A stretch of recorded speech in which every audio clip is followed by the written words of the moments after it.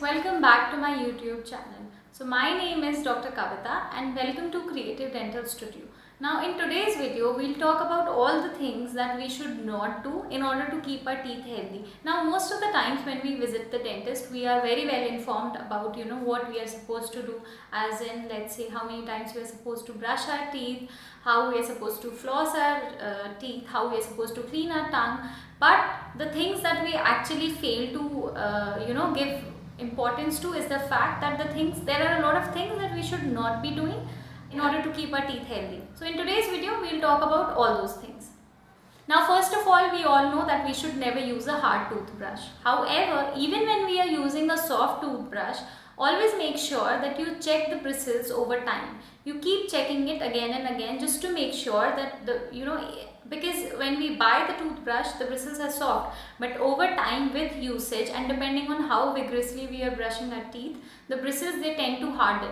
So just make sure that you are not using a toothbrush which has really hard bristles. Now next thing, do not ever brush your teeth sideways because that actually tends to remove a lot of teeth material. So you have to make sure that whenever you're brushing, you should brush up and down, never sideways. Also, we are supposed to brush our teeth twice every day, once after breakfast and once after dinner. Now other than that, those who have braces, those who are getting their teeth straightened, they are advised to brush after every meal, after every snack, because of the fact that they have so many things going on in their mouth that food tends to get stuck everywhere. However, people who do not have braces, they are not advised to, because many times patients come and they tell me, oh, I brush 5 times in a day, but that's not needed. You'll actually end up harming your teeth if you do that. So please make sure that you do not brush your teeth that frequently. After every meal, after every snack, make sure that you rinse your mouth nicely with water. But other than that, only 2 times brushing is sufficient. Now next thing is, we are supposed to use dental floss if we have tight contacts to remove whatever is stuck in between our teeth. And if the spaces are a bit more, then we are supposed to use interdental brushes. Now especially in India, I've seen a lot of people using things like toothpick, safety pin, even twigs and stuff like that.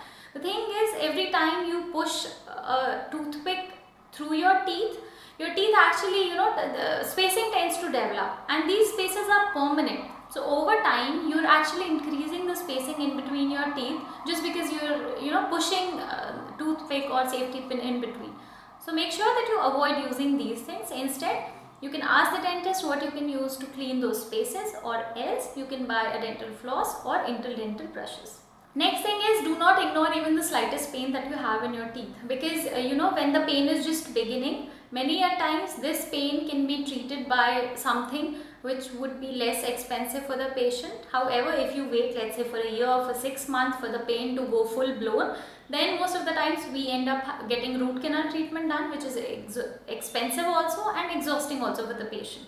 So make sure that you do not ignore any pain. Next thing, do not ignore broken tooth as well, because let's say if it's a back tooth, then in between teeth you'll have a lot of food decay, lodgement, and that might end up in you getting decayed teeth. So make sure that you do not ignore a broken tooth. Also, if let's say you had a trauma, let's say there was a blunt force trauma or something of that sort to your tooth, so over time your tooth might actually become non-vital, it might actually go dead.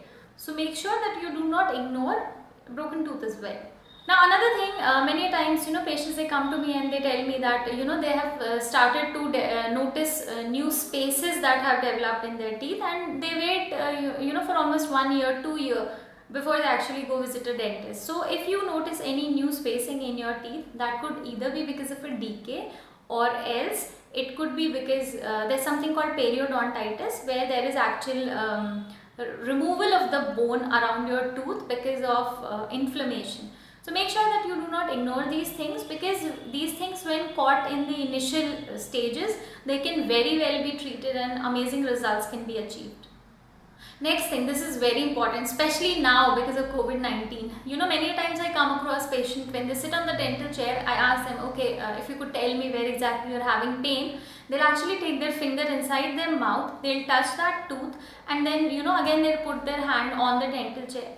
Now the thing is that just like you, the previous patient also might have done the exact same thing.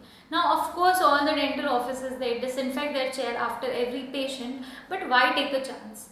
Until unless the dentist tells you, okay, can you point with your finger which the offending tooth is, you can just tell the dentist, my right tooth hurts, something like that, So that is more than enough for the dentist, and if at all dentist has any doubt, they'll ask you. So until unless you are asked, do not do that. Another thing is, do not eat or drink anything too hot or too cold, because over time if you keep consuming things which are very hot or very cold, they sort of keep damaging your tooth. Once in a while it's okay, but do not drink anything very hot or very cold too often. Next thing, very commonly I've seen, do not ever use your teeth to open, let's say, ketchup bottles or beer bottles. The can openers are there for a reason. Use them. Because do you think it's worth it that you're just trying to open a bottle and your tooth breaks into half? That's just not worth it, right? So use a can opener instead. Your teeth are meant for chewing, they are not meant for opening bottles. Another thing, until unless you've been asked by the dentist, do not use mouthwashes for a very long time, because we usually do this, we are advisable. Until unless you're asked by a dentist, do not use mouthwashes for a very long time. Now next thing, again very important, it's not just related to dentistry, otherwise also do not ever self-medicate, because before you actually take medicines, you need to know what the problem is, what the treatment should be, and accordingly medicines are also given. So of course, if it's a dental problem, then a dentist knows best. So let's say if you go to a pharmacist, you ask him, can you give me something, I have toothache. He might give you something, but then again, he's not examined you, he does not know your history. So it's best that you visit a dentist first, then you get any medicines which have been prescribed duly by the dentist. Now next thing, this is very common in India, I don't know about the rest of the countries. Whenever the patients, they tend to have any pain, they'll either put Tiger Balm or Vicks VapoRub or things like that on their affected region, Now the thing is, every time you do something of that sort, it actually kind of worsens the problem, which we do not want at all. So let's say initially, if you do not have an infection, if there is mild inflammation, or let's say even if there is an infection, so if the swelling is little, it'll actually become this big, just because you put a balm on it and it kind of triggered the swelling and it kind of triggered the inflammation that was there. So do not ever put Tiger Balm or anything, and do not rub that infected area, the affected region, ever. Now this is a very common thing that people tend to do, whenever you go to a dentist, we ask you about your medical history, about your family history, about your past dental history, and patients most of the time they fail to mention. Let's say if they are asthmatic, or if they are taking any medication for hypertension, diabetes, anything of the sort, because they usually think, okay, even if I have diabetes, how is it in any way related to a dental problem? But the thing is, whatever treatment we are doing, whatever medications we are giving you, that is interrelated to any systemic problem that you have, that might actually have an adverse effect, that might actually trigger a completely unwanted reaction, which we do not want. See, the first goal of ours is do no harm. Our treatment is later. First thing is do no harm.